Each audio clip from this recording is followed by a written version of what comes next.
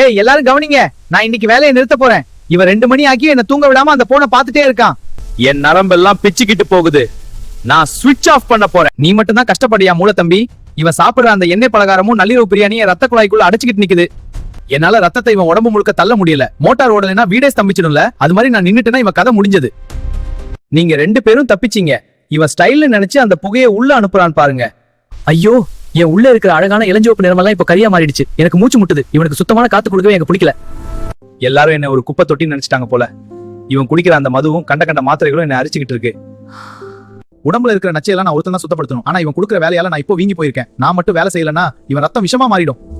என் நிலைமை கேளுங்க. இவனுக்கு தண்ணி குடிக்கவே மனசு வர மாட்டேங்குது. ஆனா உப்பு மட்டும் அள்ளி அள்ளி சாப்பிடுறான். என் வடிகட்டி ஃபில்டர் எல்லாம் ஓட்டையாகி போச்சு.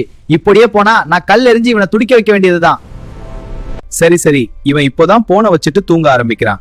இப்போதைக்கு விட்டு வைப்போம். நாளைக்காவது இவன் ஒழுங்கா சாப்பிட்டு உடற்பயிற்சி செஞ்சு நம்ம ஒழுங்கா பாத்துப்பானான்னு பாப்போம். அப்படி இல்லைன்னா நம்ம எல்லாரும் மொத்தமா லீவ் போட்ட வேண்டியதுதான்.